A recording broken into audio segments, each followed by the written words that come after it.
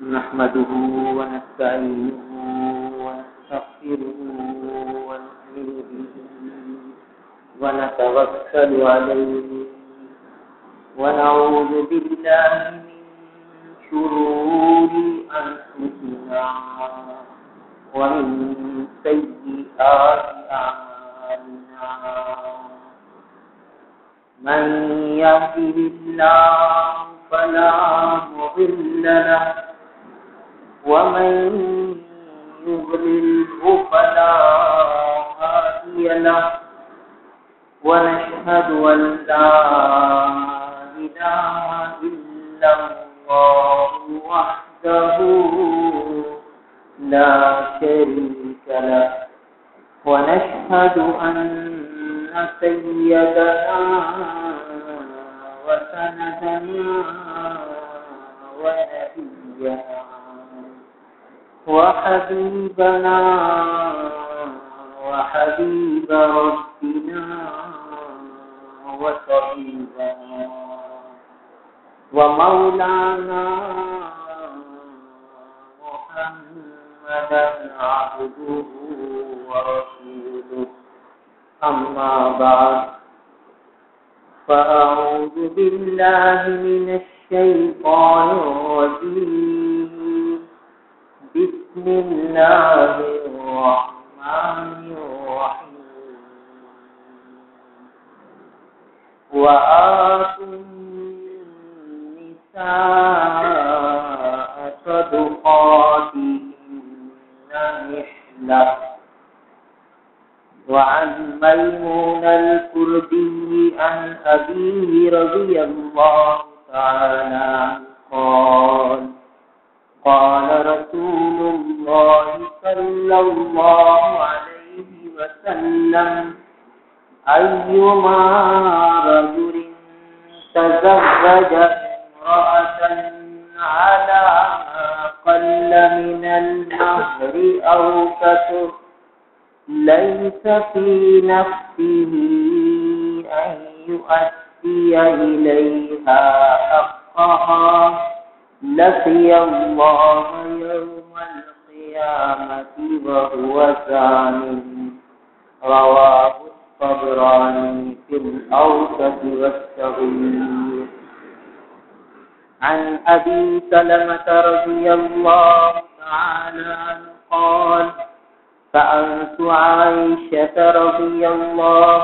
تعالى عنها كم كان صداق النبي صلى الله عليه وسلم قالت كان صداقه لأزواجه 12 أوقية ونش رواه مسلم عن أم حبيبة رضي الله تعالى عنها أنها كانت تحت عبيد الله بن جحش فمات بأرض الحبشة فزوجها النجاشي النبي صلى الله عليه وسلم وأمهرها عنه 4000 درهم وبعث بها إلى رسول الله صلى الله عليه وسلم مع شرحبيل بن حسنة رواه أبو داود والنسائي أو كما قال عليه الصلاة والسلام. میرے محترم بزرگ اور عزیز بھائی، حقوق العباد کا بیان چل رہا ہے اور والد کے ذمے اولاد کے جو حق ہیں ان کا مفصل بیان ہوا. اس کا مختصر خلاصہ عرض کرنا ہے. پھر اس کے بعد نکاح کے بارے میں کچھ تفصیلات اور پھر مہر سے متعلق کچھ باتیں جس کے متعلق ابھی ہم نے احادیث مبارکہ پڑھی. ان کا تعلق مہر سے اور مہر کا تعلق نکاح سے، اور نکاح بھی ایک والدین کے ذمہ حق ہے کہ اپنی اولاد کا نکاح کریں، جیسا کہ اس روایت میں جو بحث شریف میں آئی ہے اس میں بیان ہے کہ حضرت ابو سعید خدری رضی اللہ تعالیٰ اور حضرت ابن عباس رضی اللہ تعالیٰ یہ دونوں صحابی روایت فرماتے ہیں کہ رسول اللہ صلی اللہ علیہ وسلم نے فرمایا من ولد له ولد، جو شخص کے اس کے گھر میں بچہ پیدا ہوا، فلیحسن اسمہ، اسے چاہیے کہ اس کا اچھا سا نام رکھے، وَأَدِّبْهُ، اور اس کو ادب سکھلائے، آداب زندگی سکھلائے،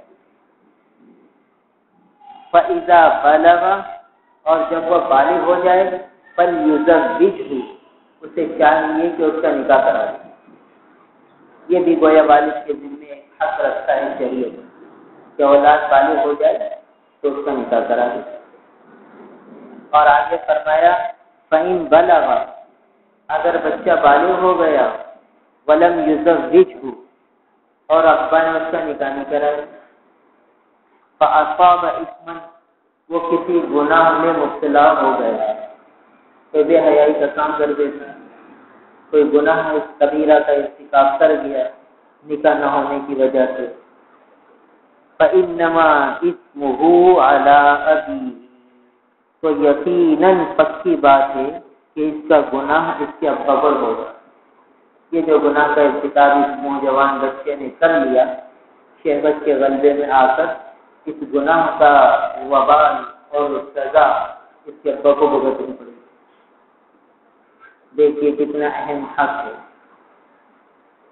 تو جو سب سے پہلا حق والد کے ذمہ اولاد کا آیا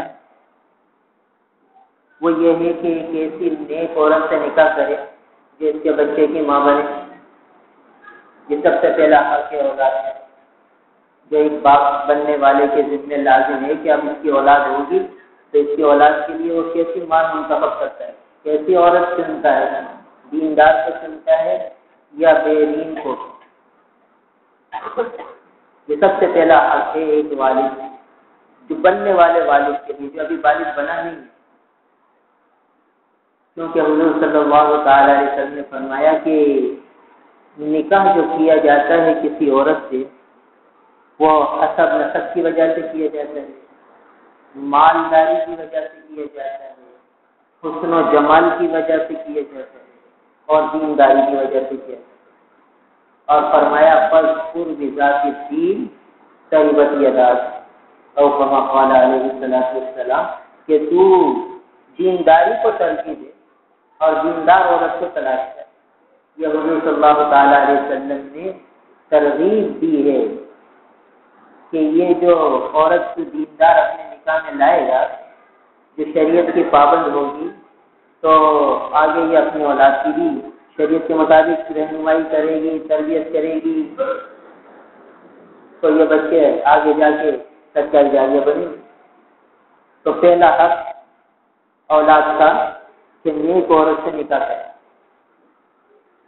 اس کے بعد اگلا حق اولاد کا کہ جب بچہ پیدا ہو تو اس کے سیدھے کان میں اذان اور الٹے کان میں اقامت، یہ حدیث میں آیا۔ اور بعض علماء نے فرمایا کہ جب حمل ٹھہر جائے تو اب میاں بیوی دونوں چوکنے ہو جائیں کہ دیکھو ابھی آنے والی نسل ہے، ہماری باتوں کا اس پر اثر پڑتا ہے، لہذا اب چوکنا ہو جائیں، اور شریعت کی پابندی کا اہتمام اور زیادہ شروع کر دیں۔ ہر قسم کی بے حیائی سے، ہر قسم کی منکرات سے، ہر قسم کے فواہش سے اپنے آپ کو بچانے کا پورا اہتمام کریں کہ جو ماں باپ کے اخلاق ہوتے ہیں اس کا اثر اب یہ پیٹ میں آنے والی اولاد سے پڑے۔ تو اب دیکھیے علماء فرماتے ہیں کہ اب ماں کو بھی محتاط رہنا ہے، کثرت سے ذکر کا اہتمام ہو، تلاوت کا اہتمام ہو، نوافل کا اہتمام ہو، بے دینی، بے حیائی، گناہ کے ہر کام سے بچنے کا اہتمام ہے کہ آنے والی نسل پر اس کا اثر پڑے۔ اور علماء نے لکھا ہے کہ جو شخص یہ چاہتا ہے کہ اس کی اولاد ذہین ہو اور حافظ قرآن ہو، تو اس کو چاہیے کہ وہ اپنی بیوی کو تاکید کرے کہ جب وہ اپنی اولاد کو دودھ پلائے تو قبلہ رخ بیٹھ کے دودھ پلائے اور باوضو ہو کر دودھ پلائے، اور جب تک بچہ دودھ پیتا رہے درود شریف پڑھتی ہے، اور درود شریف ناگا کے دنوں میں، چھٹی کے دنوں میں بھی پڑھنے کی اجازت ہے۔ تو 3 کام ہو گئے کہ قبلہ رخ بیٹھنے کا اہتمام، وضو کا اہتمام اور درود شریف پڑھتے رہنے کا اہتمام۔ تو جب اس طرح اہتمام ہوگا تو اب یہ جو اولاد ہوگی پھر یہ آگے جا کے صدقہ جاریہ بنے گی، اپنے دور کے فقہاء، علماء، اعلیٰ درجے کے صالحین میں سے شمار ہوگی۔ آپ فرمایا کہ جب بچے کی ولادت ہو جائے تو سیدھے کان میں اذان، الٹے کان میں اقامت، اور اگلا عمل تحنیک کا کہ کسی نیک بزرگ سے چھوارا چکوا دے، اب تحنیک بھی کروا لی۔ اب 7واں دن آیا تو 7ویں دن 4 کام کرنے ہیں باپ کو۔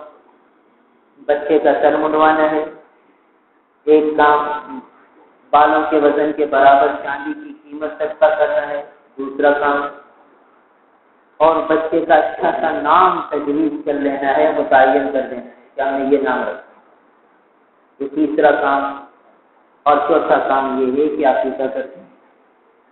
ایک لڑکا ہے تو 2 یا 1 بکری، اور لڑکی ہے تو 1 ہی بکری، یہ عقیقہ ہو گیا۔ 4 کام 7ویں دن ہو گئے۔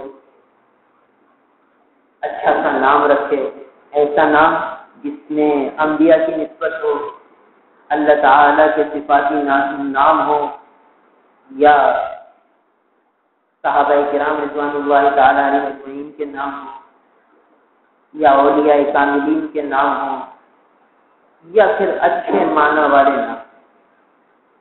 فَلْيُحَسِّنْ اسْمُهُ، اچھا سا نام رکھے، جیسا کہ اس حدیث میں تاکید ہے۔ تو یہ مستقل حکم ہے باپ کہ اپنی اولاد کا اچھا نام رکھے۔ اچھے نام کی یہ تفصیل ہوئی کہ یا تو اللہ تعالیٰ کے صفاتی ناموں میں سے کوئی نام رکھے جائیں، یا انبیاء کرام کی نسبت سے نام رکھے جائیں، یا اولیاء کرام کی نسبت سے نام رکھے جائیں، یا صحابہ کرام کی نسبت سے نام رکھے جائیں، یا پھر اچھے معنی والے نام جس کے معنی اچھے ہیں۔ تو اب یہ 7ویں دن یہ 4 کام ہو گئے۔ اب اس کے بعد بچہ بولنے سیکھ رہا ہے تو سب سے پہلے اس کو کلمہ لا الہ الا اللہ سیکھنا ہے۔ اس کی زبان پر سب سے پہلے کلمہ توحید جاری ہے، اس کے دل میں توحید جم جائے، اللہ تعالیٰ کی وحدانیت اس کے دل میں جم جائے۔ تو پہلے دن جب یہ پیدا ہوا تھا اس وقت بھی اللہ اکبر، اللہ کی کبریائی کی بات اس کے کانوں میں ڈالی گئی، اور اب اس کی زبان سے کلمہ توحید کو سکھلایا جا رہا ہے، بلوایا جا رہا ہے۔ تو باپ کی ذمہ داری ہے کہ اس کی زبان پر کلمہ جاری ہے۔ جب یہ کلمہ سیکھ جائے اور بولنے لگ جائے، اب آگے چلیے۔ اب جب یہ 7 سال کا ہو جائے تو اس کو نماز کا حکم کرے، نماز کی تاکید کرے، نماز پڑھوائے، اپنے ساتھ رکھے، اور 7ویں سال، 8ویں سال، 9ویں سال یہ نماز کی تاکید کرتا ہے، تنبیہ کرتا ہے۔ 10 سال ہو جائیں تو اب عادت پڑ جائے گی، اور عادت نہ پڑے یا بچہ سستی کر جائے، غفلت کر جائے، کوتاہی کر جائے، نماز نہ پڑھے تو اب ہلکی پھلکی پٹائی کرے۔ 7 سال کی عمر میں، 10 سال کی عمر میں پٹائی کا حکم آ گیا، اور پھر اب ان کے بستر بھی الگ کر دو، یعنی ایک چادر میں 2 بچے ایک ساتھ نہ لیتے، ان کے بستر بھی الگ ہو گئے۔ تو یہ دیکھیے ترتیب وار حقوق لازم ہو گئے والد کے ذمہ۔ اب 10 سال کے بعد بستر بھی الگ ہو گئے۔ اب بچہ بالغ ہو گیا تو اب نکاح کی فکر کرے کہ جب نکاح کی عمر ہو جائے، بالغ ہو گیا، فیضا بلغا، حضور فرما رہے ہیں جب بچہ بالغ ہو جائے فلیزوجہ، پس اس کا نکاح کرے۔ اس حدیث میں گویا حکم دیا جائے بالغ ہو جائے تو بچہ جو ہے لڑکا تقریباً 12 سال کی عمر میں بالغ ہو سکتا ہے، ورنہ 15 سال آخری حد ہے۔ تو فرض کیجیے 15 سال کے بعد اس کی شادی کی فکر کرے ابا، حضور کا فرمان۔ کیا مطلب؟ اس کا مفہوم یہ ہوا کہ اگر باپ کے پاس اتنی وسعت ہے کہ ایک کمرہ ہے جس میں بچے کو رکھ سکتا ہے، اس کی بیوی کو، اور اتنا پیسہ ہے بچے کے پاس بھی کہ وہ بیوی کو مہر ادا کر سکتا ہے،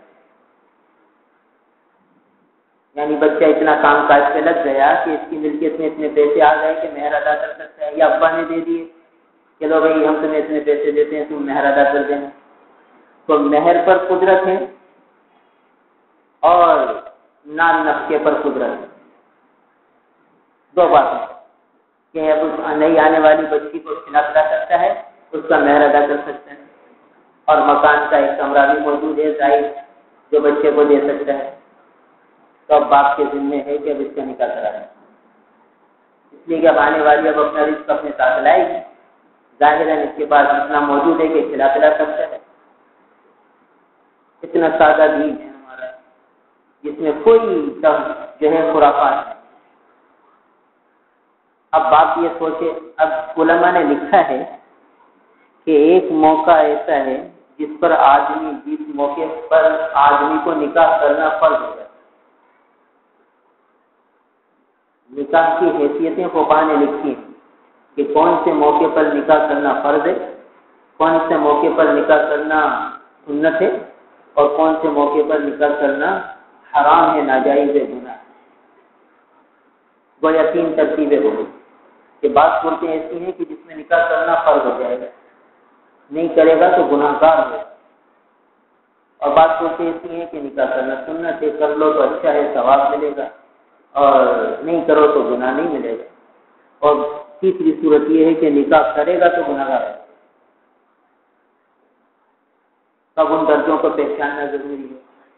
مثلا ایک آدمی ہے، بالغ ہو گیا، اور جیسا ہمارے معاشرے میں ہے کہ بچہ باپ کے ساتھ کاروبار سنبھالتا ہے، باپ کی دکان پہ جاتا ہے، اور باپ سمجھتا ہے کہ بچہ دکان سنبھالے گا، اور عام طور پر میٹرک پاس بچہ وہ دکان سنبھال لے، اور ابا کو بے فکری ہونے لگتی ہے کہ ہاں بھائی اب یہ دکان سنبھالنے لگ گیا ہے، بے فکری ہوتی ہے ابا کو، اس کو دکان پہ چھوڑ کر چلا جاتا ہے۔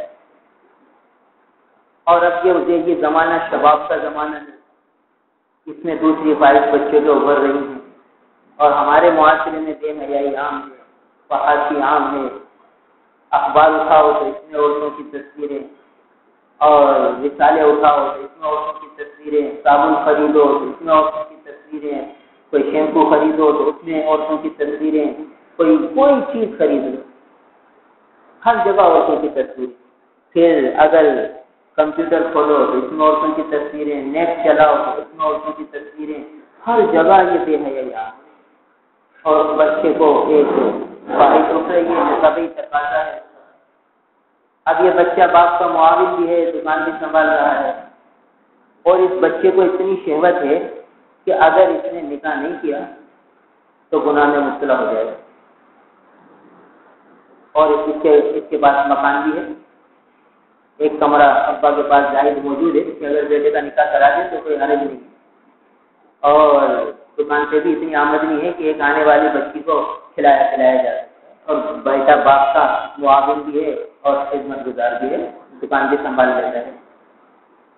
دیکھیے گویا کہ اس طرح ایک اعتبار سے بچہ بیوی کا نام نفقہ ادا کرنے پر بھی قادر ہو رہا ہے، اس کا مہر ادا کرنے پر بھی قادر ہو رہا ہے، اور باپ کی طرف سے گویا اس کے ایک کمرہ بھی مل رہا ہے۔ اور اس کی اندرونی کیفیت یہ ہے کہ اگر اس نے نکاح نہیں کیا تو گناہ میں مبتلا ہوگا، یا تو زنا کی طرف چلا جائے گا، یا پھر اپنے ہاتھ سے گناہ کرے گا اور اپنی منی کو ظاہر کرے گا، یہ بھی گناہ کبیرہ لکھا ہے، اور اس میں آیا ہے کہ اس طرح کرنے والے کی انگلیاں قیامت کے دن حاملہ ہیں، یعنی سرے حشر سب کو پتہ چلے گا کہ یہ تنہائیوں میں کیا کرتا ہے، اس دن رسوائی ہے۔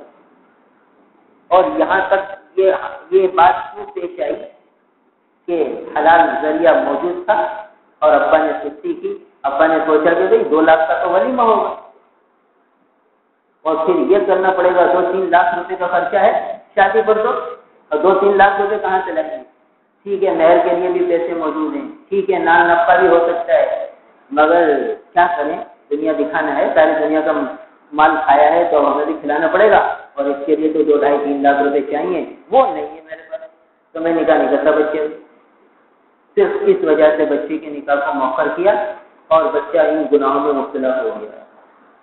تو حدیث میں آیا کہ ابا کا گناہ، اس حدیث کی روح سے یہ ابا گناہ گار ہوگا کہ اس نے اپنے بیٹے کی نکاح میں تاخیر کیوں کری، کیونکہ اس موقع پر اس پر نکاح فرض ہو گیا۔ تو جس آدمی کے پاس اتنا اثاثہ ہو کہ وہ مہر ادا کر سکتا ہے، بیوی کو کھلا پلا سکتا ہے اور بیوی کو ایک کمرہ دے سکتا ہے، اور اس کی طبیعت اتنی شہوت والی ہے کہ وہ برداشت نہیں کر سکتا، صبر نہیں کر سکتا اور گناہ میں مبتلا ہونے کا یقین ہے کہ آج کل ماحول اتنا بنا ہوا ہے، بے حیایان ہے، تو اس نے اس کے ابا نے اس کی شادی نہیں کرائی اور وہ گناہ کر بیٹھا بیچارہ، تو ابا گناہ گار ہے۔ اس کے ذمہ تھا کہ نکاح کرا تھا، اس نے کرایا نہیں، صرف اس وجہ سے کہ بھائی ابھی تو شادی ہم یوں سمجھتے ہیں کہ بھائی یہ جو ہے ذرا جو ہے بڑا ہو جائے، 25-30 سال کا ہو جائے اور جو ہے ہمارے پاس اتنا پیسہ جمع ہو جائے کہ جس سے ہم بڑی دعوت کر سکیں، 500-700 آدمیوں کا کھانا کر سکیں، تب تو سمجھو کہ بھائی ہاں اب ہم نکاح کے قابل ہیں۔ معاشرے میں یہ بات چلی گئی، شریعت کا حکم یہ، حضور یہ فرمانے فیضا بلغ، جب بچہ بالغ ہو جائے، اور حضرت علی رضی اللہ تعالیٰ فرماتے ہیں کہ بھائی جب بچی جوان ہو جائے اور اس کے جوڑ کا رشتہ آ جائے تو فوراً رشتہ کرے، تاخیر نہ کرے، فوراً اس کا نکاح کر کے رخصت کرے، تاخیر نہ کرے، بٹھائے نہیں۔ اور یہاں تو بٹھایا جاتا ہے، آنے کے لڑکے والے کہتے ہیں بھائی ہمیں جلدی ہے، ہمیں کچھ نہیں چاہیے، دیر بس بچی کی شادی دے دو، 4 کپڑوں میں رخصت کر دو، ایسے کیسے کر دیں؟ یعنی بھلے بچی گناہ میں مبتلا ہو جائے، اس کی کوئی پرواہ نہیں، اپنی ناک کی پرواہ، اپنی عزت کی پرواہ۔ حالانکہ جب حلال راستے کو بند کیا جائے گا تو حرام راستہ چلے۔ دیکھیے حلال کے اندر اللہ تعالی نے محبتیں رکھی ہیں، برکتیں رکھی ہیں اور جوڑ رکھا ہے۔ حلال کے اندر اللہ تعالیٰ نے محبتیں رکھی ہیں، برکت رکھا ہے، جوڑ رکھا ہے، اور حرام کے اندر اللہ تعالیٰ نے نفرت رکھی ہے، توڑ رکھا ہے اور بے برکتی رکھی ہے۔ اس کی محسوس مثال عام چیز یوں سمجھیے کہ ایک آدمی کا نکاح ہوتا ہے اور رخصتی ہوئی، اس رات کو اپنی بیوی سے ملا اور اسی رات ایک آدمی ایک سوانی لڑکی سے زنا کر گیا، ایک ہی رات میں دونوں بچیوں کا حمل ٹھہر گیا، ایک حلال کام ہوا، ایک حرام کام ہوا۔ اب دیکھیے دونوں طرف کی معاملے آپ دیکھ لیجیے، کیا ہوگا؟ جس بچی کا نکاح ہوا پتہ چلا بھائی حمل ٹھہر گیا، شوہر بھی خوش ہے، بھائی اللہ کا فضل ہے، خوشخبری ہے، ماں بھی خوش ہے، باپ بھی خوش ہے، چاچا بھی خوش ہے، ماموں بھی خوش ہے، سب خوش ہیں کہ الحمدللہ، اور جو ہے خوش ہو رہے ہیں اور خوب محبت سے دوائیاں کر رہے ہیں اور ہر ایک خوش ہے۔ بھائی یہ کون ہے؟ بھائی ہمارے بہنوئی ہیں، بھائی یہ کون ہے؟ ہمارے داماد ہیں، بھائی یہ کون ہے؟ بھائی ہمارے چاچا سسر ہیں، بھائی ہمارے ماموں سسر ہیں، یہ ہمارے سسر ہیں۔ دیکھیے محبتوں کی ایک دنیا آباد ہے اور جو ہے جوڑ ہو رہا ہے، دعوتیں ہو رہی ہیں، ایک دوسرے سے مل رہے ہیں اور خوشیاں ہو رہی ہیں کہ بھائی اللہ نے خوشخبری دے دی ہے اور الحمدللہ وہ خوشیاں ہو رہی ہیں اور ہر ایک خوش۔ اور یہی کام دوسرے آدمی نے بھی کیا ہے مگر وہ حرام راستے سے کیا ہے۔ تو جیسے ہی پتہ چلا بچی کو کہ یہ ہو گیا ہے، بتاؤ بچی کی نیند بھی اڑ گئی اور جس بچے نے کیا اس کی بھی نیند اڑ گئی۔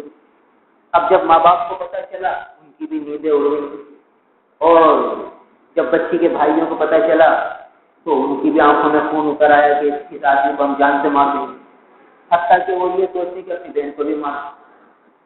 ایک دارالفتہ میں عجیب کیس آیا، ایک شخص آیا کہ لوگ ابھی میری بہن سے ایسا ہو گیا ہے اور میں چاہتا ہوں اس کو قتل کر دوں، شریعت میں اس کی اجازت ہے کہ نہیں؟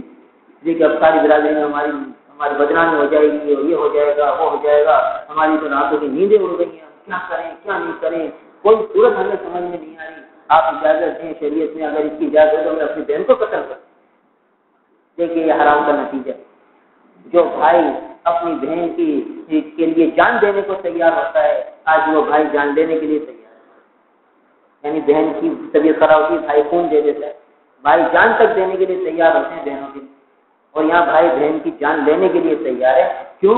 اس لیے کہ حرام کام ہوا ہے تو اس کا وبال دیکھیے، کیسی نفرتیں ہو رہی ہیں، کیسے فتنے ہو رہے ہیں، کیسی لڑائیاں ہو رہی ہیں، کیسے توڑ ہو رہے ہیں، اور اسی رات میں یہ ایک حلال کام بھی ہوا ہے، اس میں کیسی محبتیں ہو رہی ہیں۔ پھر کیا ہوا؟ پھر یہاں ولادت ہوئی تو اور خوشیاں ہو گئی، مٹھائیاں کھلائی جا رہی ہیں، عقیقے ہو رہے ہیں، دعوت ہو رہی ہے، بھائی کوئی ماموں بن رہا ہے، کوئی چاچا بن رہا ہے، اور بھائی کوئی نانا بن رہا ہے، کوئی دادا بن رہا ہے، خوشیاں ہو رہی ہیں، جو مل رہے ہیں خوشی کا اظہار کر رہے ہیں۔ کیوں؟ یہ حلال کی برکتیں ہیں، حلال میں محبت ہے، یہ اللہ تعالیٰ آنکھوں سے دکھ رہا ہے۔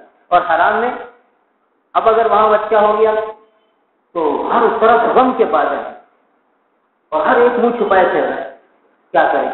معاشرے میں رہنے کے قابل نہیں رہا، وہ پورا خاندان پریشان ہو گیا۔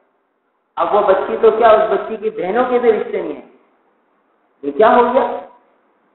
بھائی حرام کام ہو گیا۔ اور حرام کیوں ہوا؟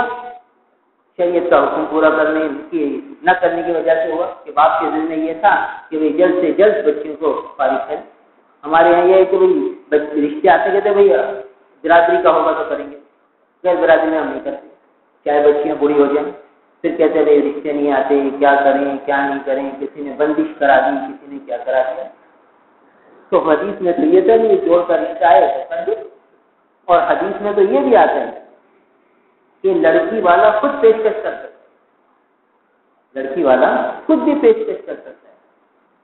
بخاری شریف میں ایک قصہ لکھا ہے کہ حضرت عمر رضی اللہ تعالیٰ عنہ کی بیٹی حضرت حفصہ رضی اللہ تعالیٰ عنہ بیوہ ہو گئی، ان کے شوہر کا انتقال ہو گیا۔ اب یہ باپ کے لیے کتنا بڑا صدمہ ہے کہ بیٹی بیوہ ہو جائے۔ پھر عزت گزر گئی، حضرت عمر رضی اللہ تعالیٰ عنہ، اب باپ کو فکر ہوتی کہ وہ بیٹی کی جلد سے جلد کہیں رشتہ ہو جائے، تو حضرت عمر رضی اللہ تعالیٰ عنہ حضرت عثمان غنی رضی اللہ تعالیٰ عنہ کے پاس گئے، فرمانے لگے کہ میری بیٹی اب بیوہ ہو گئی ہے، عزت بھی پوری ہو گئی ہے، میں چاہتا ہوں کہ آپ سے رشتہ ہو جائے تو اچھا ہے، آپ نے کہا ہے تو آپ کی کیا رائے ہے اس بارے میں؟ تو حضرت عثمان غنی رضی اللہ تعالیٰ عنہ نے فرمایا کہ میرا فی الحال ارادہ نہیں ہے نکاح کرنے، اس پیشکش کو رد کرنا۔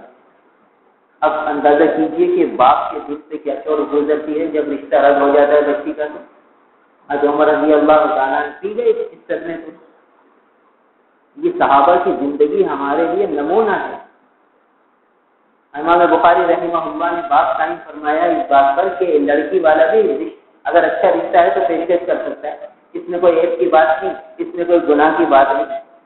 تو حدیث میں آ گیا ہے کہ جب بچے جوان ہو جائیں تو جلد سے جلد رشتے کرے۔ تو اب بچی کا رشتہ اپنے خاندان میں ہے تو وہاں بات چلانے کی کوشش کرے، یہ نہیں کہ ہمارے پاس آئے گا تو کریں گے ورنہ ہم کیسے کریں، ہماری تو زبان نہیں اٹھتی، ہم کیا کریں، ہم تو مجبور ہیں، بیٹی والا کیسے آگے بڑھے۔ بھائی حدیث میں موجود ہے، اسلام کے اندر اس میں کوئی قباحت نہیں، اس میں کوئی عیب کی بات نہیں۔ اگر خود زبان نہیں اٹھتی تو کسی کے واسطے سے آدمی راستے چلائے، کوشش کرے، برادری میں ہے تو ٹھیک ہے، اگر محلے میں ہے، اچھے گھرانے ہیں، شریف لوگ ہیں تو بات کرنے میں کوئی مذائقہ نہیں، کوئی عیب کی بات نہیں، کیونکہ شریعت میں اس کی اجازت ہے۔ اور دوسری طرف جو نقصان ہے وہ بڑے خطرناک ہے۔ تو آج کیا ہو رہا ہے کہ نقصان برداشت کرنے کے لیے تیار ہیں اپنی ظاہری عزت کی وجہ سے، اور شریعت پر عمل کرنے کے لیے تیار نہیں کہ بھائی یہ حجاب کی بات ہے، ہم کیسے کریں، ہماری تو زبان نہیں ہوتی۔ حضرت عثمان غنی رضی اللہ تعالیٰ نے رد فرما دیا اس رشتے کو، تو حضرت عمر رضی اللہ تعالیٰ نے یہ رشتہ حضرت ابوبکر رضی اللہ تعالیٰ کو پیش فرمایا۔ حضرت ابوبکر رضی اللہ تعالیٰ سے ملاقات ہوئی، فرمایا کہ بھائی میں چاہتا ہوں کہ اپنی بیٹی کا رشتہ آپ سے کروں۔ حضرت ابوبکر رضی اللہ تعالیٰ نے فرمایا کہ دیکھتے ہیں، سوچتے ہیں۔ جواب نہیں دیا، نہ ہاں کہا نہ کہا۔ اب حضرت عمر رضی اللہ تعالیٰ بیچ میں رہ گئے کہ بھئی یہ حضرت ابوبکر نہ ہاں کہتے ہیں نہ کہتے ہیں، اور حضرت عمر فرماتے ہیں کہ مجھے حضرت عثمان غنی رضی اللہ تعالیٰ کے جواب دے دینے سے اتنی تکلیف نہیں ہوئی جتنی حضرت ابوبکر رضی اللہ تعالیٰ کے اس طرح لٹکا دینے سے ہوئی۔ کہ نہ ہاں کہتے ہیں نہ کہتے ہیں، نہ کہہ دیں تو وہ کہیں اور ترتیب بناؤ، ہاں کہتے ہیں تو یہی کر دوں، میں یک طرفہ تو ہو جاؤں۔ اور حضرت ابوبکر رضی اللہ تعالیٰ عنہ خاموش تھے، جواب نہیں دے رہے۔ اسی اثنا میں سرور عالم نبی کریم صلی اللہ تعالیٰ علیہ وسلم کا رشتہ آ گیا حضرت عمر کے پاس، اور جب حضرت عمر رضی اللہ عنہ کے پاس حضور کا رشتہ پہنچا تو اس سے بڑھ کر کیا سعادت ہوگی، فوراً تیار ہوئے اور حضرت حفصہ رضی اللہ تعالیٰ عنہ ام المومنین بن گئی۔ حضرت عمر رضی اللہ تعالیٰ عنہ سرور دو جہاں نبی کریم صلی اللہ تعالیٰ علیہ وسلم کے سسر بن گئے، اور اتنا مبارک رشتہ حضرت عمر کو مل گیا، کیونکہ فکر تھی باپ کو کہ بیٹی کو اچھا رشتہ مل جائے۔ حضرت عثمان غنی رضی اللہ عنہ کو پیش فرمایا، حضرت ابوبکر رضی اللہ عنہ کو پیش فرمایا، دونوں کی طرف سے کوئی واضح بات نہیں آئی تو اللہ کے رسول کی طرف سے خود بخود آ گیا۔ اب کیا ہوا دیکھیے، صحابہ کی معاشرت دیکھیے، جب یہ رشتہ ہو گیا، نکاح ہو گیا، رخصتی ہو گئی، تو حضرت ابوبکر رضی اللہ تعالیٰ عنہ حضرت عمر کے پاس آئے۔ بخاری شریف میں سارا قصہ موجود ہے۔ حضرت ابوبکر نے فرمایا کہ بھائی عمر، ایک بات کہنی ہے، کہو۔ کہا کہ تم نے مجھے رشتہ پیش کیا، میں نے آپ کو کوئی جواب نہیں دیا، آپ کو بڑی تکلیف ہوئی ہوگی۔ دیکھیے کیسے دلوں کی صفائی ہے۔ صحابہ کے معاشرے میں یہ تھا کہ دلوں کی رنجشیں دور کرتے تھے، دل میں نہیں رکھتے تھے۔ ہمارے یہاں کیا ہے کہ یہ باتیں دل میں رکھ کے ایسی رنجشیں ہو جاتی ہیں کہ آخر میں یہ لاوا ایسا پھٹتا ہے کہ پھر منہ دیکھنا بھی گوارا نہیں ہوتا ہے۔ اب یہاں یہ دیکھیے معاملات کی صفائی ہو رہی ہے۔ حضرت ابوبکر آ کے فرماتے ہیں کہ بھائی عمر، تو تمہیں میں نے کوئی جواب نہیں دیا تو تمہیں ناگواری تو ہوئی ہوگی۔ حضرت عمر رضی اللہ عنہ فرمایا کہ ہاں، یہ بڑی تکلیف ہوئی، اور مجھے حضرت عثمان غنی رضی اللہ تعالیٰ نے رد فرما دیا تھا اس رشتے کو، اس سے بھی بڑی تکلیف ہوئی، مگر آپ کے اس طرح بیچ میں لٹکا دینے سے زیادہ تکلیف ہوئی۔ تو فرمایا کہ بھائی بات یہ ہے کہ جب آپ نے مجھے یہ رشتہ پیش کیا تو بڑا معقول رشتہ تھا، بڑا اچھا رشتہ تھا، اور میں چاہتا تھا کہ بھلے میں کر لوں، مگر میں نے ایک دفعہ سنا تھا کہ اللہ کے رسول صلی اللہ تعالیٰ علیہ وسلم کا ارادہ تھا یہاں رشتہ کرنے، وہ یہ حضور کا ایک راز تھا، وہ میں آپ کو ظاہر نہیں کر سکتا تھا کہ حضور نہیں ہو فرمایا، تو حضور کا راز تھا، اس وجہ سے میں نے اس کو آپ سے پوشیدہ رکھا، اور میں نے یہ سوچا کہ اگر اللہ کے رسول صلی اللہ تعالیٰ علیہ وسلم یہ رشتہ کر لیں تو مجھ سے بہتر آدمی مل جائیں گے حضرت عمر کو، اور یہ تو اور اچھی بات ہے حضرت عمر رضی اللہ تعالیٰ عنہ کے لیے کہ مجھ سے بہتر آدمی مل جائیں، اور اگر حضور صلی اللہ علیہ وسلم اس رشتے کو نہیں کریں گے تو پھر میں کر لوں گا کہ رشتہ اچھا ہے، معقول ہے، مناسب ہے، تو اس وجہ سے میں خاموش رہا۔ تو بھائی میری طرف سے اذیت ہوئی ہو تو معاف کر دیں۔ دیکھیے کیسے معاملے کو صاف کروا دیا، کیسے دلوں کا صفایا کر دیا کہ جو جنجشیں تھی فوراً صاف ہو گئی۔ تو بہرحال حدیث میں یہ قصے بھی موجود ہیں کہ اگر بچی خود والا خود جو ہے بات سے راستے نکال کر کوئی ترتیب بنائے تو اس کی گنجائش ہے، اس میں کوئی حرج کی بات ہے، کوئی عیب کی بات نہیں۔ تو بہرحال اس حدیث میں یہ آیا کہ جب بچہ بالغ ہو جائے تو باپ کے ذمہ لازم ہے کہ اب اس کا نکاح کرائے، اگر وسعت ہے مہر ادا کر سکتا ہے، نفقہ ادا کر سکتا ہے، ایک کمرہ اس کو دے سکتا ہے، تو اب باپ کے ذمہ لازم ہے کہ وہ نکاح کرا دے، ایسا نہ ہو کہ بچہ گناہ میں مبتلا ہو جائے۔ تو فرض نوعیت قد میں نکاح کر لینے کی جس وقت یہ ساری چیزیں مہیا ہوں اور طبیعت میں شہوت کا غلبہ اور اتنا سخت غلبہ ہو کہ اگر نکاح نہیں کرے گا تو گناہ میں مبتلا ہو جائے۔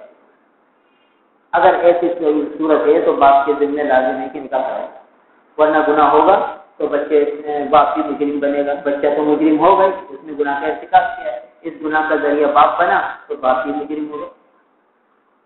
تو ہمارے معاشرے میں کتنا فساد پھیلا ہوا ہے ان رشتوں میں تاخیر کرنے کی وجہ سے، اور تاخیر کی بنیادی وجہ یہ دعوتیں ہیں، بڑی بڑی لمبی چوڑی دعوت ہے جو اس کا انتظام نہیں ہو پاتا، اور بڑے بڑے جہیز ہیں اس کا انتظام نہیں ہو پاتا، اس وجہ سے جو ہے ابھی تیاری نہیں ہے، تیاری ہوگی تو کریں گے۔ کہیں لڑکی والے کہتے ہیں بھائی کر لو، لڑکے والے تیار نہیں، کہیں لڑکے والے کہتے ہیں کر دو شادی، لڑکی والے تیار نہیں ہوتے، تاخیر پہ تاخیر ہوتی رہتی ہے، اور اللہ بچائے تنہائی کے نامعلوم کتنے گناہ ہوتے رہتے ہیں، کیونکہ بے حیائی عام ہے۔ نیٹ پہ بیٹھ جاؤ، کتنے بچے بیچارے کہتے ہیں نیٹ پر ہم بیٹھتے ہیں پریشان ہو جاتے ہیں، ہمیں اپنی تعلیمی کام بھی کرنے پڑتے ہیں، اور پھر یہ بے حیائی کی باتیں بھی کب تک ہم برداشت کریں؟ آخر کو شیطان غالب آتا ہے، نفس غالب آتا ہے اور گناہ کا ارتکاب ہو جاتا ہے، اب ہم کیا کریں، کیا تلافی کریں؟ یہ تو وہ بچے ہیں جو بیچارے دین کی مجلسوں میں بیٹھتے ہیں اور اللہ کا خوف رکھتے ہیں، مرنے کے بعد کی فکر رکھتے ہیں، اور جن کے سامنے یہ تذکرے نہیں ہیں وہ بیچارے کس طرح اپنی جوانیوں کو برباد کر رہے ہیں اور کس طرح آخرت کے وبال اپنے اوپر لے رہے ہیں اور کس طرح بیچارے جہنم کا ایندھن بننے کو جا رہے ہیں۔ ان کی جوانیوں پر نہ ان کے والدین کو رحم آتا ہے نہ کسی اور کو رحم آتا ہے۔ تو بہرحال اس حدیث میں فرمایا کہ نکاح کرو، تو نکاح کا ایک درجہ ہمارے سامنے آیا اور وہ ہے فرض درجہ، کہ اس میں تو نکاح کرنا فرض ہے، نہیں کریں گے تو گناہگار ہوں گے۔ دوسرا درجہ جو ہے وہ سنت ہے۔ کیا مطلب کہ باپ کے پاس اتنا ہے یا خود بیٹے کے پاس اتنا ہے کہ ایک کمرہ ہے جس میں وہ بیوی کو رکھ سکتا ہے اور نان نفقہ بھی دے سکتا ہے، مہر بھی دے سکتا ہے، مگر قوت کا غلبہ نہیں ہے، طبیعت میں اعتدال ہے۔ اللہ تعالیٰ نے طبیعتیں رکھی ہیں، دیکھیے ایک آدمی کو بہت تیز بھوک لگتی ہے، اس کو بھوک برداشت نہیں ہوتی، اور اگر اس کو بر وقت کھانا نہیں مہیا کیا جائے تو وہ غصے میں بھڑک اٹھتا ہے اور بول پول بکتا ہے، گالیاں دیتا ہے، سامان توڑ دیتا ہے، کیونکہ اس سے غصہ برداشت نہیں ہوتا، بھوک برداشت نہیں ہوتی، اور بھوک برداشت نہیں ہوتی تو اس سے یہ ساری چیزیں پیش آئیں۔ یہ عام ہوتا ہے، سب گھر والے کہتے ہیں بھائی اس سے بھوک برداشت نہیں، کہ یہ پھر بھوک، اگر اس کو بھوک پر کھانا مہیا نہ کیا تو اس کی الٹی سیدھی حرکتیں شروع کر دیتے، غصے میں بھڑک جاتا ہے اور غصہ اس کے قابو میں رہتا ہے۔ دیکھیے بھوک کی ایک کیفیت ہے، اور بعض آدمی کو بھوک لگتی ہے تو ان کی یہ کیفیت نہیں ہوتی، برداشت کر جاتے ہیں، نہ ان کو غصہ آتا ہے نہ کچھ آتا ہے، وہ برداشت کر جاتے ہیں، اسی کے کھانا تیار نہیں ہے، تھوڑی دیر میں ہو جائے گا۔ تو یہ اللہ تعالیٰ نے طبیعتیں رکھی ہیں انسانوں کی، کہ کسی کی طبیعت میں تیزی ہوتی ہے، کسی کی طبیعت میں نرمی ہوتی ہے، کسی کی طبیعت میں غصہ ہوتا ہے، کسی کی طبیعت میں اعتدال ہوتا ہے۔ یہ طبیعتیں من جانب اللہ ہیں، اس میں انسان کی اپنی کوئی وہ نہیں ہوتی مرضی۔ من جانب اللہ، کسی کو کوئی غصے والا ہوتا ہے، کسی کو تھوڑی سی بات پر بہت زیادہ غصہ آتا ہے، کسی کو بڑی بات سے بھی غصہ نہیں آتا، کی جاتا ہے، برداشت کر جاتا ہے، تحمل ہوتا ہے، بردباری ہوتی ہے۔ تو یہ طبیعتیں اللہ نے بنائی ہیں۔ تو اب ایک آدمی ہے، اس کی طبیعت میں اعتدال ہے اور اس کو کھانا اگر نہ ملے، بھوک میں بھی غصہ نہیں آتا، زیادہ طبیعت سے بوجھ نہیں، تو ایسے ہی ایک آدمی ایسا ہے کہ اس کو زیادہ نکاح کا غلبہ نہیں ہے، شہوت کا غلبہ نہیں ہے، اور اس کی طبیعت یہ نہیں ہے کہ میں نکاح کروں ورنہ میں گناہ میں مبتلا ہو جاؤں، اتنی اس کی کیفیت نہیں ہے۔ تو اس کے لیے تو یہ ہے کہ وہ کر لے تو سنت ہے، ثواب ملے گا، اجر ملے گا۔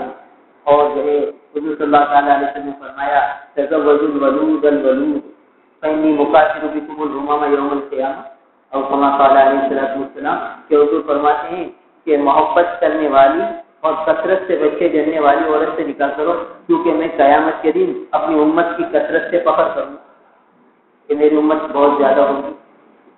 تو یہ حضور کے لیے فخر کا ذریعہ بنے گا، نکاح کرے گا۔ اور بہت سے فائدے ہیں نکاح کے، کہ تکمیل ایمان ہو جاتی ہے، نکاح کے ذریعے ایمان مکمل ہو جاتا ہے، اور نکاح کے ذریعے نگاہوں کی حفاظت ہو جاتی ہے، اور نگاہ کے ذریعے سطر کی حفاظت ہو جاتی ہے۔ یہ حضور فرما رہے ہیں، حدیث مبارکہ میں آیا کہ نکاح کر لینے سے نگاہیں کی حفاظت کا سامان ہو جاتا ہے، اور نکاح کر لینے سے سطر کی حفاظت کا سامان ہو جاتا ہے۔ تو اس لیے فرمایا کہ اس کے لیے نکاح کر لینا سنت ہے، یہ نکاح کر لے تو اچھی بات ہے۔ اب دیکھیے کتنی بڑی سنت سے بہت سے لوگ صرف اس وجہ سے محروم ہیں کہ بھئی کھانا تو بہت بڑا کرنا ہے، 2.5-3 لاکھ روپے کا خرچہ ہے، جب یہ ہو جائے گا جب ہم اس سنت پر عمل کریں گے، ورنہ کوئی ضرورت نہیں ہے سنت پر عمل کرنے کی۔ کوئی اللہ ہم اپنی صحیح ہمارا عمل یہ ثابت کر رہا ہے کہ ہمیں سنت پر عمل کرنے کی کوئی فی الحال ضرورت نہیں ہے، جب ہوگا تو کریں گے سنت پر عمل، جب اتنا اثاثت جمع ہو جائے گا تو یہ سنت پر عمل کریں گے، ورنہ سستے میں ہم اس سنت پر عمل نہیں کریں گے، ہزاروں لاکھوں روپیہ خرچ کر کے اس سنت پر عمل کریں گے، ورنہ کام نہیں کریں گے۔ تو گویا کہ عملاً ہم نہیں کہہ رہے، تو کتنی بڑی محرومی ہے، سنت پر عمل سے محرومی ہے۔ لہذا یہ درجہ سنت کا ہے، کرنے تو بہت اچھی بات ہے۔ اور علماء نے لکھا ہے کہ نکاح عبادت کے قبیلے سے، احناف کے نزدیک یہ عبادت ہے۔ کیا مطلب کہ اگر ایک آدمی نکاح کرتا ہے اور ایک آدمی ساری رات نوافل پڑھتا ہے تو نکاح کرنے والا یہ افضل ہے اس آدمی سے جو صرف عبادت کرتا ہے، اس لیے کہ عبادت کرنے والا اس کا نفع اس کی ذات کو پہنچے گا، اس کی جنت بنے گی۔ اور جس نے نکاح کیا وہ اپنی بیوی سے ملے گا تو اس سے حمل ہوگا، اس سے پھر جو اولاد ہوگی وہ عالم، حافظ، مجاہد اور دین کے داعی اور دین کے پھیلانے والے بنیں گے، یعنی اس کا فائدہ متعدی ہوگا، پوری امت مسلمہ کو اس کا فائدہ پہنچے گا۔ اس لیے احناف کے نزدیک نکاح کر لینا افضل ہے، عبادت کرنے سے نکاح کرنا افضل ہے۔ دیکھیے تو اس لیے فرمایا کہ بھئی یہ دوسرا درجہ یہ سنت درجہ ہے، اس میں آدمی کو نکاح کرنے میں جلدی کرنی چاہیے کہ حضور فرماتے ہیں من رغب عن سنتی فلیس منی، جو میری سنت سے اعراض کرے گا وہ مجھ سے نہیں، حضور فرماتے ہیں فلیس منی، وہ ہمارا آدمی نہیں ہے جو ہماری سنت سے اعراض کرتا ہے، ہماری سنت کو پسند نہیں کرتا۔ دوسرے الفاظ میں یہ کہہ لیجیے اس کا مفہوم یہ نکلا کہ سنت کے اب پر عمل کرنے میں ٹال مٹول کرتے رہتے، اعراض کرتا ہے، حالانکہ سنت پر تو یہ تھا کہ لپک کر عمل کرے، جلد سے جلد عمل کرنے کی کوشش کرے اگر اسباب مہیا نہیں۔ تو یہ دوسرا درجہ نکاح کا سنت درجہ ہے، اور تیسرا درجہ وہ حرام ہے، ناجائز ہے، اسی گناہ نکاح کرنا منع ہے۔ کیا مطلب کہ ایک آدمی کے پاس مہر ادا کرنے کے لیے پیسے نہیں، نان نفع دینے کے لیے کچھ نہیں ہے، تو یا وہ نامرد ہے، وہ عورت کی خواہش کو پورا نہیں کر سکتا، تو پتہ ہے پھر بھی وہ نکاح کرتا ہے اور ایک عورت کی زندگی کو پریشان کرتا ہے، اب اس کو کھانے کو نہیں دیتا یا اس کی خواہش کو پورا نہیں کر پاتا تو اس کے لیے وبال بن گیا۔ تو ایسی صورت پر نکاح کرنا منع ہے اس آدمی کے لیے، کرے گا گناہگار ہو۔ دیکھیے یہ بھی ایک درجہ ہے، کتنے لوگ ہیں بچہ منع کرتا ہے کہ ابا مجھے نکاح نہیں کرنا، اور شرما حضوری میں اپنی کیفیت بتاتا نہیں کہ کیا کیفیت ہے، یعنی اس کو عورت کی رغبت نہیں ہے، یہ بھی ایک مرض ہے اور یہ بھی من جانب اللہ ہے، اس میں اس بچے کا تو کوئی قصور نہیں، بس اب اس کی طبیعت ایسی بن گئی کہ اس کو رغبت نہیں ہے، اس کے اندر وہ خواہش نہیں ہے جو ایک مرض میں ہوتی ہے، اور وہ منع کرتا ہے اور اپنی کیفیت کا واضح اظہار کر نہیں پاتا، اور والدین زبردستی کہتے ہیں نہیں نہیں ہم اس کا نکاح کرائیں گے، اور وہ بیچارہ منع کرتا رہتا ہے، پھر نکاح کرا دیتے، نکاح کے بعد پھر وہ عورت کے ساتھ بن نہیں پاتی اور وہ اس کو تسکین نہیں پہنچا سکتا۔ اب کیا ہوا، لڑائی جھگڑے فتنے فساد شروع ہو گئے، آخر میں جا کے لڑائیاں ہوئی، طلاق تک نوبت پہنچی، تو یہ حرام کام ہوا۔ دیکھیے حالانکہ والدین تو یہ سمجھ رہے ہیں کہ ہم تو فرض ادا کر رہے ہیں، ہماری ذمہ داری تھی بچے کو نکاح کرانے کی، ہم نے کرا دیا، تو بھائی ذرا بچہ منع کر رہا تھا اس کا سبب پوچھا جاتا، اس سے معلوم کیا جاتا، وہ براہ راست بتانے میں جھجکتا تھا، اس کے دوستوں کے ذریعے کسی اور واسطے رابطے سے معلوم کیا جاتا کہ اس کی منع کرنے کی بنیادی وجہ کیا ہے۔ ایسے کتنے دارالاسلامی کیس آتے رہتے کہ بھائی وہ زبردستی نکاح کرا دیتے، بچے میں خواہش نہیں تھی، تو یہ درجہ حرام ہے، اس موقع پر نکاح کرنا ہی نہیں تھا، زبردستی کرا دیا۔ تو ہمارے معاشرے میں کیا ہو رہا ہے، یہ غلو ہو رہا ہے، افراط اور تفریط ہو رہا ہے۔ نکاح جس کو خواہش ہے اس کا نکاح نہیں کرا رہے، جس کو خواہش نہیں ہے اس کو زبردستی نکاح کرا رہے۔ اب زندگی پریشان ہو رہی ہے، وہ بچے کی بھی پریشان ہو گئی، بچی کی بھی پریشان ہو گئی، دونوں خاندان میں نفرتیں ہو گئی، لڑائی جھگڑے ہو گئے، کیونکہ ہم نے مثال سے سمجھا دیا کہ حرام کام ہوگا تو نفرتیں ہوں گی، توڑ ہوگا، نقصان ہوگا، حلال ہوگا تو برکتیں ہوں گی، رحمتیں ہوں گی۔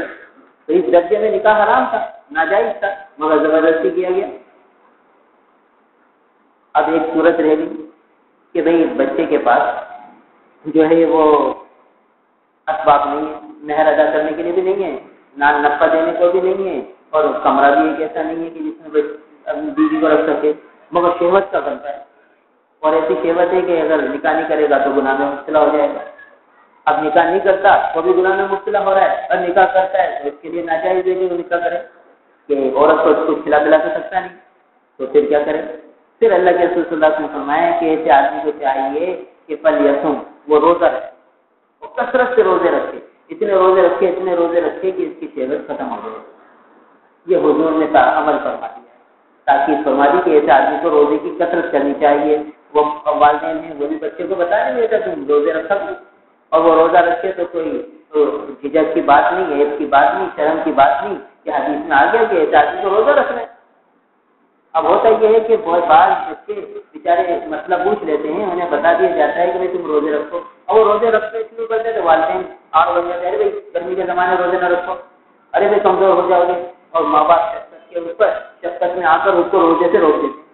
اب وہ روزے سے رکتا ہے تو شہرت بڑھتی ہے، گناہ میں مبتلا ہونے کا خطرہ ہو جاتا ہے۔ تو والدین کی ذمہ داری تھی نا کہ وہ احادیث سمجھ کے علماء کے پاس جا کے معلومات کرتے کہ ہمارا بیٹا روزہ رکھنے لگ گیا، اب ہم کیا کریں، اس کو روزے سے منع کریں یا رکھنے دیں؟ تو بھائی اس موقع پر حضور نے فرمایا کہ روزے رکھو۔ حضور فرماتے ہیں کہ اے جوانوں کی جماعت، تم میں سے جو نکاح کی قدرت رکھتا ہے وہ تو نکاح کر لے، اور جو قدرت نہیں رکھتا اسے چاہیے کہ وہ روزہ رکھے، کیونکہ روزہ رکھنے سے اس کی شہوت چھوٹ جائے گی، یہ حضور نے علاج فرمایا۔ تو جو نبوی علاج ہے وہ ہم کرتے نہیں، تو اس لیے اس درجے میں آ کر آدمی روزے کی کوشش کرے اور روزہ رکھ کر کثرت سے روزے رکھنے پڑیں گے، یہاں تک کہ روزے رکھ کے اپنی شہوت کو ٹھنڈا کرے۔ تو بہرحال یہ نکاح کے 3 درجے ہمارے سامنے آئے۔ تو احادیث مبارکہ میں نکاح کی تفصیلات ہیں، اسی کے ذیل میں مہر کے احکامات آ رہے ہیں۔ تو یہاں سے حقوق و لباس کا جو ایک معاملہ، یعنی ایک چیپٹر تھا، ایک باب تھا کہ والدین کے ذمہ اولاد کی کیا ذمہ داری ہے، اولاد کے کیا کیا حقوق ہیں، یہاں آ کر والدین کے حقوق پورے ہوئے۔ اب یہ ایک نیا باب شروع ہو رہا ہے نکاح کے اعتبار سے، اور اس نکاح کے اندر ایک ہے معاملہ مہر کا، کہ اب مہر کی کیا رقم ہونی چاہیے، کتنی مقدار میں مہر ہونا چاہیے، اور مہر کیوں دیا جاتا ہے، اور کم از کم کتنا مہر ہونا چاہیے، زیادہ سے زیادہ کتنا مہر ہونا چاہیے، یہ ہر مسلمان کو معلوم ہونا چاہیے۔ نکاح ہر مسلمان کرتا ہے، تو اس کے ذمے یہ ساری چیزوں کی معلومات ہونا بھی ضروری ہے۔ تو یہ جو پہلی حدیث آئی،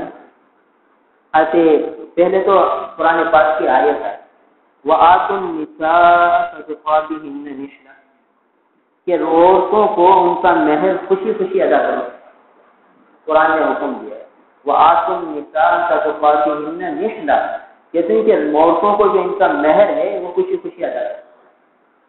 اور حدیث میں قرآن پاک میں آیا کہ تم جو عورتوں سے نکاح کرو تو اس لیے کرو عفت اور پاک دامنی حاصل کرنے کے لیے کرو، غیر مصافحین یعنی یہ صرف شہوت پوری کرنے کے لیے نہ کرو۔ نکاح جو کرو تو کس لیے کرو، مہر ادا کرو، اور نیت عفت اور پاک دامنی ہو، نیت جو ہے وہ شہوت پورا کرنا نہ۔ تو قرآن نے نکاح کا مقصد بتایا کہ بھئی نکاح کس لیے ہوتا ہے، عفت اور پاک دامنی حاصل کرنے کے لیے ہوتا ہے، اور اس کے لیے مہر دو اور خوشی خوشی دو، مہر دینے میں کوئی تنگ دلی نہ ہو، اور نیت تمہاری کیا ہو، وہ صرف خواہش پوری کرنا نہ ہو، غیر مصافحین یعنی صرف شہوت رانی نہ ہو، بلکہ عفت اور پاک دامنی ہو۔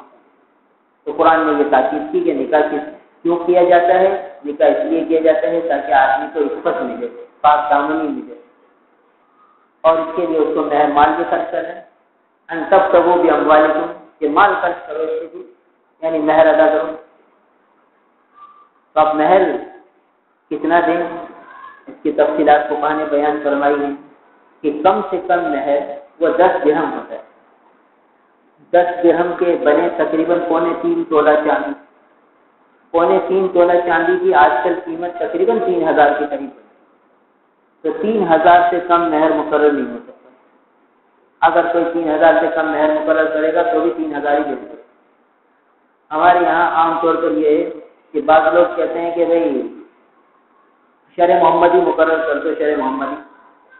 آج ہمارے یہاں ایسا عجیب معاملہ ہے کہ بعض ایسے لفظ استعمال کرتے ہیں جس کے معنی خود ان کو معلوم نہیں ہوتے جو استعمال کرے، کہ بھئی جب یہ نکاح کی مجلس ہوتی ہے تو مہر کا معاملہ آتا ہے کہ کیا مہر مقرر کریں، شرع محمدی مقرر کر دو، شرع محمدی۔ تو بھئی شرع محمدی کے معنی کیا ہیں، کس چیز کو کہتے ہیں شرع محمدی؟ حالانکہ یہ لفظ کے معنی تو یہ ہو گئے کہ محمد صلی اللہ تعالی علیہ وسلم کی شریعت میں جو مقدار مقرر ہے وہ پورا، یہ مفہوم نکلا، مگر یہ مفہوم کوئی بھی نہیں جانتا۔ اچھا بھائی پھر بڑے بڑے کہتے ہیں شرع محمدی رکھو، اچھا بھائی کتنا رکھیں شرع محمدی، کہتے ہیں کہ 52 روپے رکھو، 52.5 روپے رکھو، 32 روپے رکھو، 32.5 روپے رکھو، 32 روپے رکھو، اور وہ سمجھتے ہیں یہ شرع محمدی ہے۔ کسی کو شرع محمدی سمجھتے ہیں، کسی کو لازمی سمجھتے ہیں، اور جو ہے کہتے ہیں بھئی یہی مہر ہوتا ہے۔ حالانکہ مہر میں ہم نے بتایا کہ کم سے کم 3.25 تولہ چاندی کی قیمت دینی چاہیے، اور شریعت میں کوئی حد بندی نہیں کرنا، زیادہ سے زیادہ جتنا بھی دو، مانا یہ دیکھ لیا جائے کہ لڑکے کی وسعت کتنی ہے، لڑکے کی وسعت کے مطابق رکھا جائے۔ اور درمیانے درجے کا مہر جو مہر فاطمی کہلاتا ہے، خاتون جنت حضرت فاطمہ رضی اللہ تعالیٰ عنہ کا جو مہر، اور اکثر ازواج مطہرات کا جو مہر تھا وہ تقریباً 500 درہم تھی۔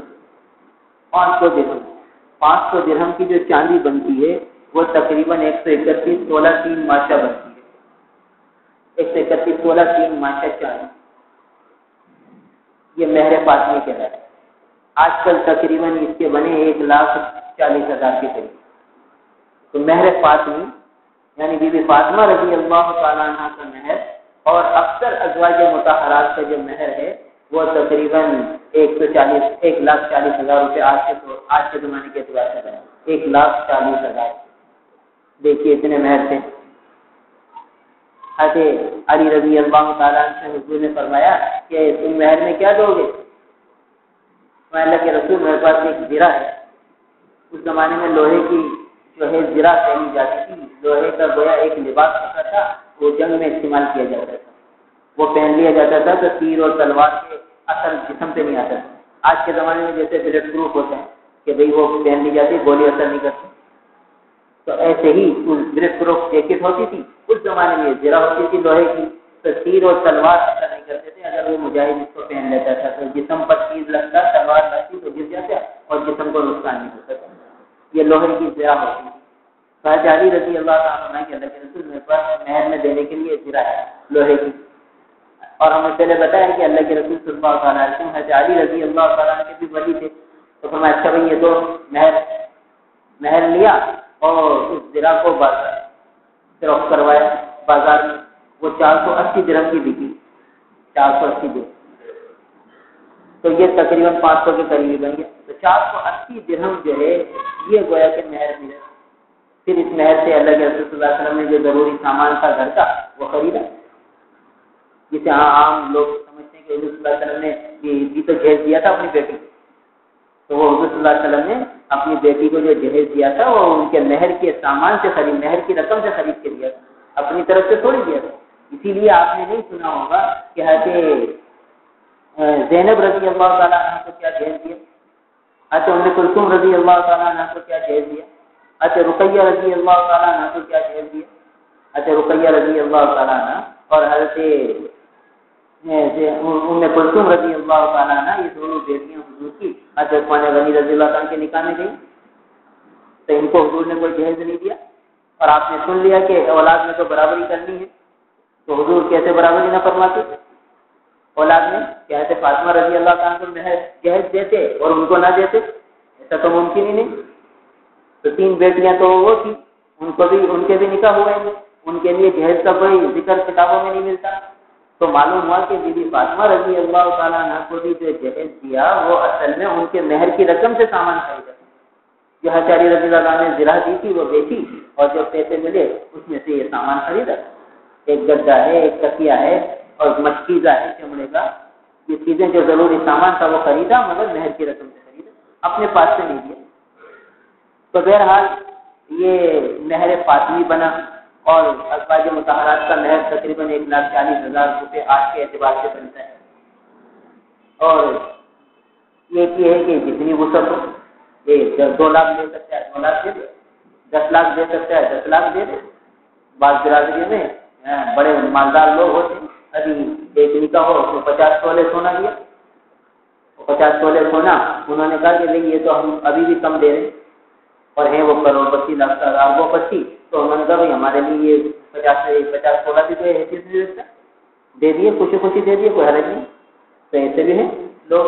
تو شریعت نے کوئی حد بندی نہیں کی کہ بھائی اتنا دو گے، اس سے زیادہ نہیں دے سکتے، کم سے کم کی تو حد متعین کر دی کہ 10 درہم یعنی 3.25 تولہ چاندی سے کم نہ ہو، اور زیادہ سے زیادہ کی حد نہیں کی کہ آدمی اپنے وسعت کے مطابق جتنا دینا چاہے دے دے، اور درمیان نے یہی رکھا کہ مہر فاطمی، اور ایک یہ ہے کہ آدمی اپنی وسعت کے مطابق 10,000 20,000 25,000 50,000 جتنے بھی دے، مگر یہ سمجھنا ہے کہ یہ دینا ہے، یہ مہر دینا ہے، یہ مہر ایسا نہیں ہے کہ جو ہے بس لکھوانے کو لکھوا دیا باقی دینا تو ہے. اس بارے میں دیکھیے یہ حدیث کتنی سخت آئی ہے. اس میں وہی کہ جو آدمی مہر صرف اس نیت سے لکھوائے کہ دینا تو ہے نہیں, بس لکھوا تو کیا ہو گیا. اور عام طور پر ایسا ہی ہوتا ہے کہ بھائی لکھوا تو دینا کس پر, دینا دلانا ہے نہیں نا, ہمیں لینا ہے بس لکھوا دو. ہمیں بس ایک یہ روک رکھنا ہے کہ اتنا مہر مقرر کیا ہے, نہ ہم مانگیں گے نہ آپ دینا. اور وہ دینے والا بھی اسی نیت سے لکھواتا ہے کہ مجھے دینا ہے نہیں. تو اس بارے میں سخت حدیث آئی ہے, سخت ڈانٹ ہے.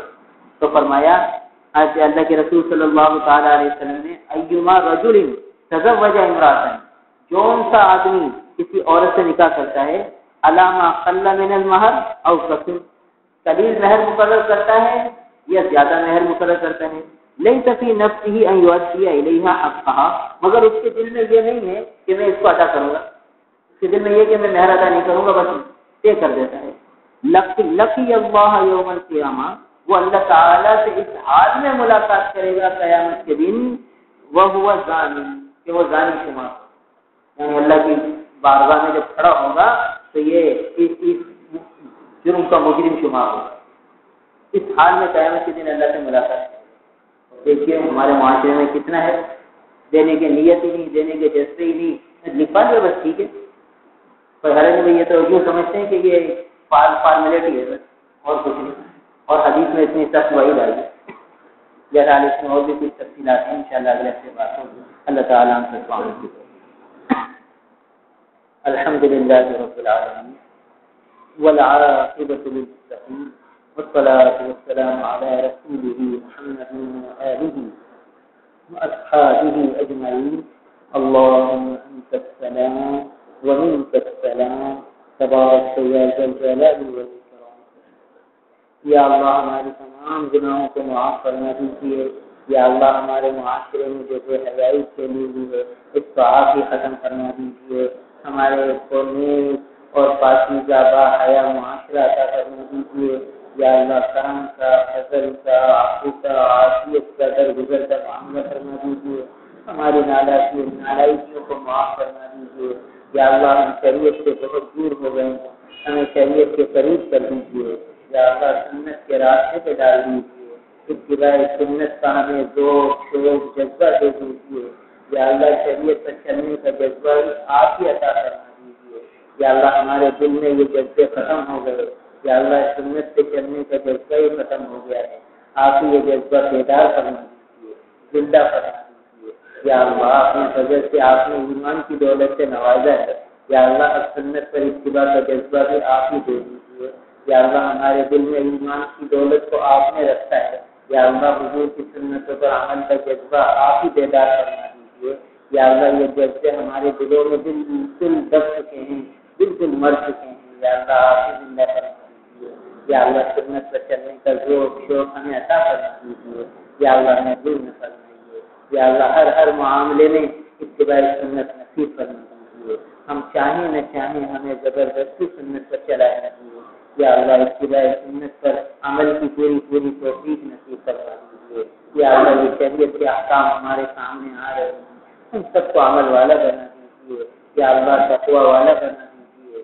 ہر عمل پر ہر سنت پر پورا عمل کرنے کی توفیق عطا فرما دیجیے. یا اللہ محروم فرمائیے. یا اللہ محروم فرمائیے. سننے میں سنانے میں جو کمی کوتاہی ہو گئی اسے معاف فرما دیجیے. اپنے فضل سے معاف فرما دیجیے. اب ہمیں اتباع سنت نصیب فرما دیجیے. شریعت پر چلنا آسان فرما دیجیے. یا اللہ ماحول معاشرہ ایسا ہو چکا ہے کہ سنت پر چلنا چاہتے ہیں نہیں چل پاتے. آپ ہی ہمت دے دیجیے, ایسے جذبے دے دیجیے, ایسے حوصلے دے دیجیے کہ ہمیں سنت پر چلنا آسان ہو جائے. یا اللہ مدد فرما دیجیے. ماحول کو سازگار بنا دیجیے, ماحول کو موافق بنا دیجیے. یا اللہ سنت پر چلنے کا والا معاشرہ ہمیں عطا فرما دیجیے. اللهم انا نسألك العفو والعافية في الدين والدنيا والآخرة. یا اللہ ہمیں سادگی کے ساتھ نکاح کرنے کی توفیق عطا فرمائیے. یا اللہ ہر معاملے میں سادگی اور سنت پر عمل نصیب فرما دیجیے. یا اللہ سب بچے بچیوں کے لیے بہتر نگاہ والے رشتے عطا فرما دیجیے. جو بچیاں بیچاری بیٹھی ہوئی ہیں ان کے والدین فکر مند ہیں, یا اللہ جلد ان کے لیے نگاہ والے رشتے عطا فرما دیجیے، جوڑ کے رشتے عطا فرما دیجیے۔ اے اللہ جو بچے نکاح کے لیے بیٹھے ہیں ان کے لیے بھی جوڑ کے رشتے عطا فرما دیجیے، غیر سے مدد فرما دیجیے۔ یا اللہ جن خاندانوں میں رنجشیں ہیں وہاں الفت محبت پیار کی فضائیں قائم کرنے دیجیے، جہاں میاں بیوی میں لڑائی جھگڑے ہیں یا اللہ وہاں محبتوں کی فضا قائم کرنا دیجیے، پیار محبت کی فضائیں قائم کرنا دیجیے۔ یا اللہ ہم نے سنت کو چھوڑا، شریعت کو چھوڑا تو نفرتوں نے ہمارے درمیان ڈیرے ڈال لیے، یا اللہ اور بدگمانیوں نے ڈیرے ڈال لیے۔ یا اللہ آپ کی نفرتوں کو ختم کرنا دیجیے، بدگمانیوں کو دور فرما دیجیے، آپس میں الفت محبت پیار کی فضائیں قائم کرنا دیجیے، ہر قسم کی خیر ہمارا مقدر فرما دیجیے، ہر قسم کے شر سے، فتنوں سے، آفات سے، بلیات سے، ناگہانیوں سے ہماری پوری حفاظت کرنا دیجیے۔ اللهم انا نسألك العافية ونسألك دوام العافية ونسألك تمام العافية ونسألك الشكر على العافية۔ یا اللہ جو جس پریشانی میں مبتلا ہے اس کی پریشانیاں دور کرنا دیجیے، سب کے ساتھ عفو و عافیت اور درگزر کا معاملہ کرنا دیجیے، کسی کو بھی محروم نہ فرمائے، جن جن نے جو دعاؤں کے لیے کہہ رکھا ہے سب کی نیک تمناؤں کو پورا کرنا دیجیے، جائز حاجات کو اپنے غیب خزانے سے پورا کرنا دیجیے، سب کی مشکلات کو دور کرنا دیجیے، رکاوٹوں کو دور کرنا دیجیے، آسانیاں اور سہولتیں مقدر کرنا دیجیے۔ اللهم هذا الدعاء وعليك الإجابة وهذا الجهد وعليك السكلان۔ اللهم إنا نسألك من خير ما سألك منه نبيك محمد صلى الله عليه وسلم، ونعوذ بك من شر ما استعاذك منه نبيك محمد صلى الله عليه وسلم۔ أنت المستعان وعليك البلاغ ولا حول ولا قوة إلا بالله، وصلى الله تعالى على خير خلقه محمد وآله وأصحابه أجمعين، آمين برحمتك يا